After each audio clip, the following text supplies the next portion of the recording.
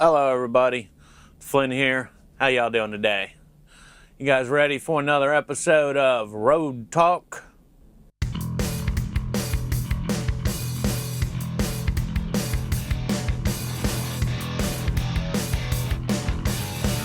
Okay, today's Road Talk is going to be based on a request in the comments I got on another video, which is basically to do one on how I trip plan.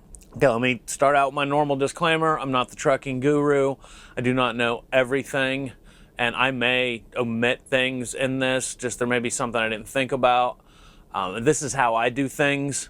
There are many ways to trip plan. So if you're an experienced driver and you have any suggestions, or if I've forgotten anything, just leave it in the comment. A lot of people that watch these videos, they're new to the industry, so they're hungry for information. If you want to add to this, add to it. You're not going to hurt my feelings at all. So there are basically 8 kind of steps I take when I get dispatched on a run to go ahead and get my trip planned and to get an idea of what I'm doing. Here's some of the basic steps I take when planning a trip. So I get dispatched on a run. The first thing I want to do is find out what time I have to be to the pickup and go ahead and figure out my routing and find out what time I'll get there, what my ETA will be. Second thing I want to do is find out the delivery appointment time and the routing from the pickup to delivery. Now what helps a lot, you find out if that delivery place allows overnight parking. This greatly determines how you route a trip. It gives you an extra option because you can drive there and take a break. Now you want to determine the best way to time out the run so as to ensure on-time pickup and delivery, while ideally leaving as much time on the clock as possible to pick up another load. Now the first 2 steps really figure into this third one. Once you know what time you have to be to the pickup and the delivery. Sometimes you can leave too early for a pickup and jam yourself up. So you just really got to kind of watch the timing on that. Fourth thing I do is double check all routing with the current motor carrier atlas. Blindly following a GPS or any other technology-based routing system will eventually jam you up. You'll end up on a road you're not supposed to, you'll end up in a neighborhood, or you'll end up staring at a bridge that your truck won't fit under, or you potentially get a very expensive fine. It's a good idea to plan out fuel and 30-minute break stops before moving. You don't want to be getting low on fuel and scrambling to try to find a place to fuel. If you know this stuff before you start, it just makes your life easier. 6, you want to decide how many miles must be driven in each shift. 7, you want to give extra time for potential holdups, construction, accidents, rush hour traffic, etc. Finally, drive to stay alive.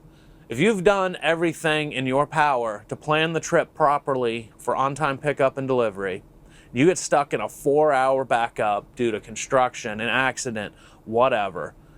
This is not your fault. You can't plan that much unexpected. You'll end up 8 hours early to every place.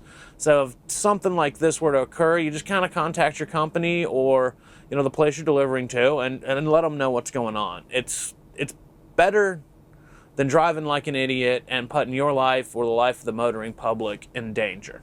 Now I'm going to give you just what I did on one of my runs, the run from Laredo, Texas to Michigan. The first thing I do is put the delivery address into the GPS so that I can get the total miles and the ETA.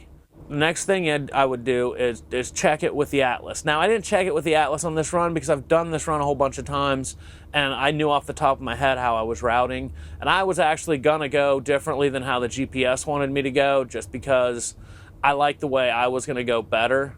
So I put Nashville in as a via stop. Now I have my total miles and I have an ETA. Now the ETA is based on driving it straight through. Now I knew I was going to have to take at least 2 10-hour breaks. Well, I was going to have to take 2 10-hour breaks. I didn't have time to take any more than that.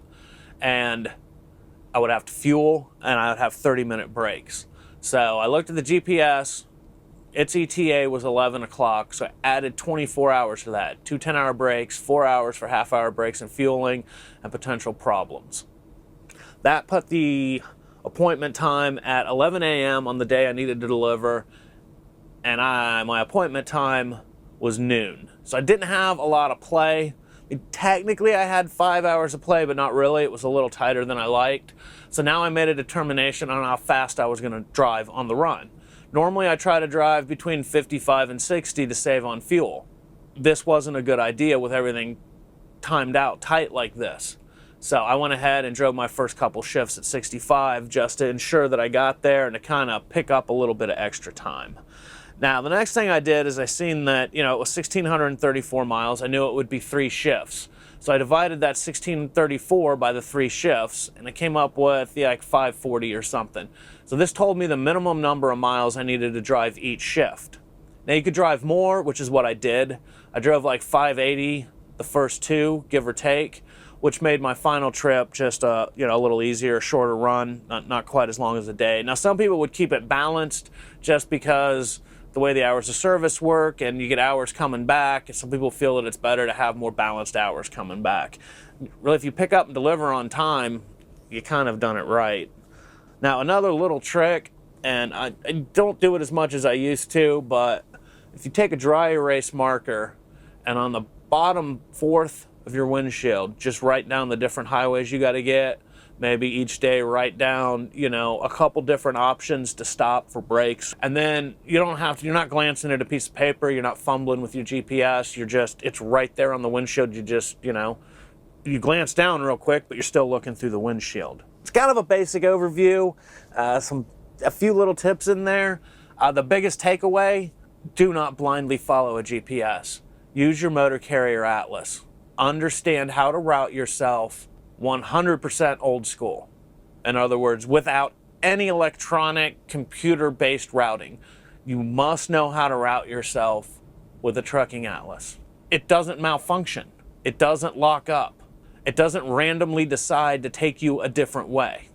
Which, speaking of that, I want to say if you're using a GPS, make sure you know how you're going through the whole trip, because every now and then these GPSs, you'll stop for a break and they'll decide, you get back on the road, and without you even knowing it, they have decided to take you a completely different way.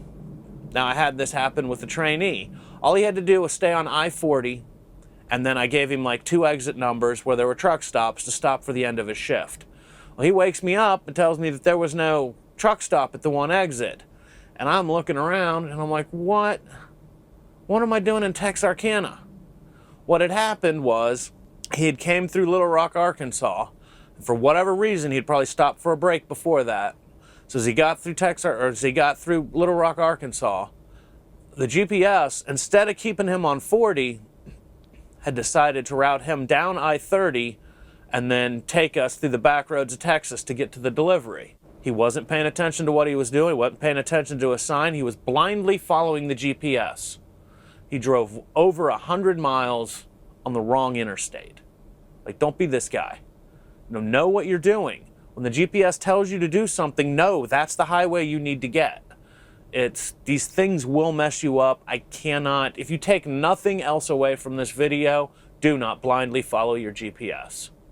Okay, and like I said at the beginning, if you're an experienced driver and I've forgotten some stuff, or you'd do things differently, or you have something to add to this conversation, please put it down in the comments.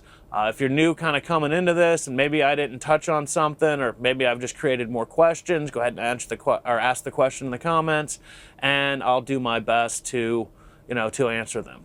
All right, you guys take care. I'm out.